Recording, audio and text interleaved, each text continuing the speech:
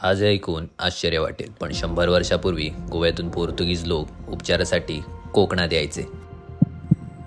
हे आहे Saint Luke's hospital आणि होतं कोकण किनारपट्टीवरील सगळ्यात आधुनिक हॉस्पिटल. पोर्तुगीज अधिकारी म्हणायचे, बेस्ट इन द कोस्ट. एका छोट्याशा खोलीत सुरू झालं, मग मोठं रूप मिळालं. 100 वर्ष नॉनस्टॉप चालू होतं. 1915ला मुंबईमध्ये एक्सरे आला होता, पण मुंबई सोडून गोवा ते रत्नागिरीपर्यंत फक्त वेंगुर्ल्यातच होता.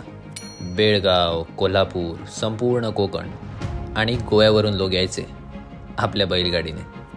डॉक्टरांना देखील पैशांपेक्षा जास्ती लोकांचं महत्त्व होतं. जीव वाचला पाहिजे, पैसे येत जात राहतील. कदाचित म्हणूनच बंद पडलं.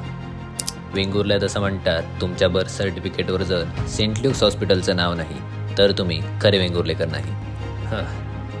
तुमचा जन्म इथे झाला असेल तर कमेंटमध्ये बर्थ डेट टाका. बघू किती आहेत खरे वेंगुर्लेकर. हा झाला मजेचा भाग, पण 2011च्या आसपास हे सगळं संपलं. एवढं नामांकित हॉस्पिटल असं कसं बंद पडलं? हुताटकी की राजकारण? खरं काय हे तुम्हाला या अवशेष सिरीजमधनं समजेल. या हॉस्पिटलमध्ये तर खूप मुलं जन्मली, पण या हॉस्पिटलचा जन्म कसा झाला हे तुम्हाला पार्ट 2 मध्ये सांगेन.